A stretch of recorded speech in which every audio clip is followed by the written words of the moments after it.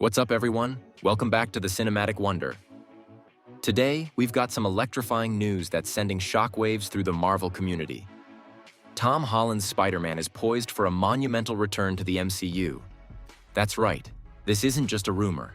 We're diving into the details of his new contract and what it means for Spider-Man's future in the Marvel Cinematic Universe. You won't want to miss a second of this. In recent weeks, two names have been dominating the MCU headlines: Scarlet Witch and, of course, Tom Holland's Peter Parker. Marvel Studios is clearly ramping up the hype for upcoming projects, particularly with Agatha, Coven of Chaos on the horizon.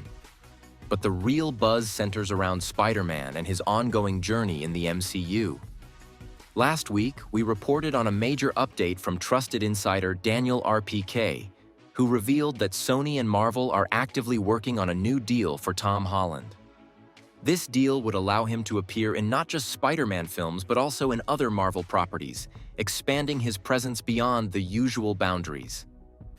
Now, we have another insider chiming in with specifics on just how many films this new contract entails, and trust me, it goes beyond the Spider-Man franchise. The latest intel comes from the anonymous Twitter scoopster, My Time to Shine Hello, and it outlines an exciting future for Tom Holland in the MCU. According to this source, Holland's new contract will include a new trilogy, Spider-Man 4, 5, and 6, as well as appearances in Avengers 5 and 6, titled Avengers: Doomsday and Avengers: Secret Wars. But that's not all. There are also two additional Marvel Cinematic Universe films where we can expect to see him. Let's break this down. First off, it's no surprise that Holland will be part of Avengers 5 and 6. Given his integral role in the franchise, it was almost a given that Marvel wouldn't negotiate a new contract without including these massive crossover events. If you missed our recent video, we discussed how Holland is rumored to have a significant role in Avengers: Doomsday. Now, the addition of a new Spider-Man trilogy is equally intriguing. It's long been speculated that Marvel's plan is to take Peter Parker through three distinct stages of life: high school, college, and adulthood. While we might not know where the MCU will be in 15 years, securing a trilogy keeps Holland within the Marvel fold for several years to come. Given Sony's track record of cranking out Spider-Man films, he'll likely be around through the next mutant saga and beyond. So what about those two mysterious additional Marvel films? With a new trilogy in the works and participation in Avengers 5 and 6, could these films potentially be Avengers 7 and 8? Before you dismiss that idea, consider this. The Avengers name has become synonymous with blockbuster events, and Marvel has invested too much into the brand to let it fade away, even with the potential focus on the X-Men.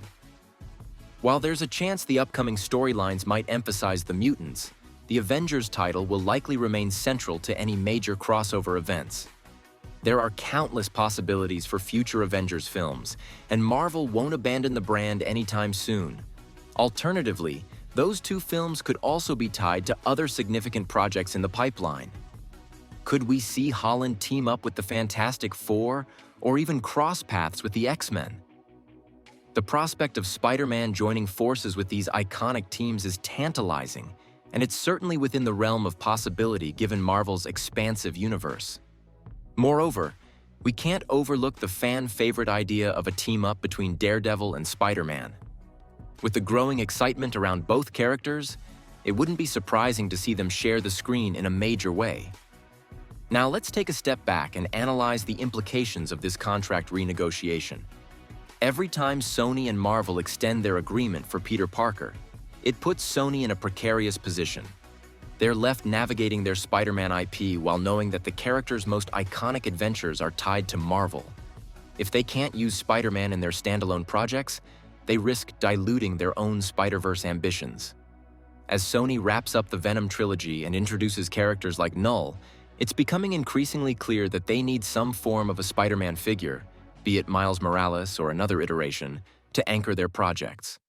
Without a central Spider-Man character, their villain-focused films could lack the cohesion and marketability they need to thrive. This dynamic creates a real challenge for Sony.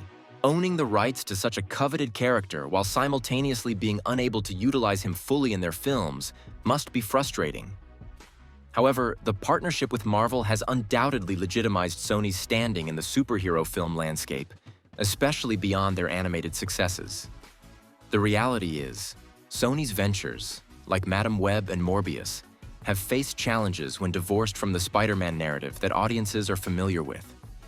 If they had gone solo, rebooting Spider-Man without Marvel, the outcome could have been disastrous. The collaboration has proven essential for both studios, with each benefiting from the other's strengths. So, what does this all mean for the future of Tom Holland's Spider-Man? It looks incredibly bright. With new films lined up, fans can expect more of Peter Parker in the MCU, from major crossover events to standalone adventures. The possibilities are endless, and as we eagerly await more announcements, one thing is clear: Spider-Man is here to stay. Now, I want to hear from you. With Tom Holland set to appear in so many upcoming films, which 2 MCU projects would you love to see him in beyond the Avengers movies and his new trilogy? Let's get the discussion going in the comments. And as always, make sure to subscribe to the Cinematic Wonder for all the latest Marvel updates. Hit that like button if you enjoyed our breakdown today. Until next time, keep the Cinematic Wonder alive.